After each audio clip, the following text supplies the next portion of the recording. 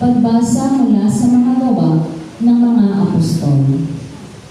Noong mga araw na iyon, sinimulang usigin ni Haring Herodes ang ilang kaanib ng simbahan. Pinapugutan niya si Santiago ang kapatid ni Juan. Nang makita niyang ito'y ikinalugod ng mga Hudyo, si Pedro naman ang kanyang ipinalagip.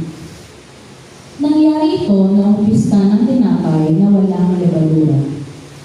Pagkatakip kay Pedro, ito'y ikinulong at pinabantayan sa 4 pangkat ng tiga-4 na kawan. Ang balak ni Herodes ay iharap siya sa bayan pagkatapos ng pista, kaya't nanatiling nakabilanggo si Pedro.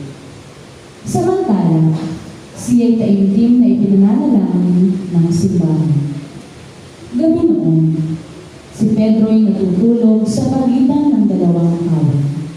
Gapos siya ng 2 tanikala at may mga tanod pa sa harap ng pinto ng limang buwan.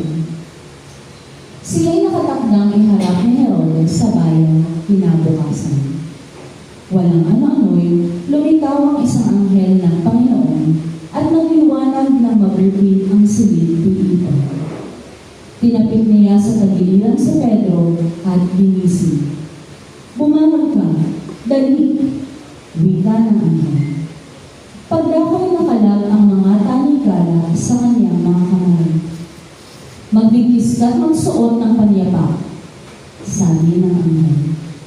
Gayon nga ang kanyang ginawa. Sinabi pa sa kanya ng anghel, "Magbalakal ka't sumunod sa akin." Lumabas naman si Pedro at sumunod sa kanya, ngunit hindi niya alam kung tunay ang nangyayari. Ang akala niya ay nananaginip lamang siya. Nakalampas sila sa una at pangalawang bantay. Nakarating sila sa pintuang bakal na labasan patungo sa lungsod. Ito'y kusang nabuksan at lumabas sila. Pagkaraan nila sa isang kalye, biglang nawala ang anghel. Naliwanagan ni Pedro ang nangyari, kaya't sinabi niya, "Ngayon ko natiyak na totoo palang lahat. Sinugo ng Panginoon ang kanyang anghel at iniligtas ako sa kamay ni Herodes at sa inaasahan ng mga Hudyo na mangyayari sa akin." Ang salita ng Diyos. Salamat sa Diyos.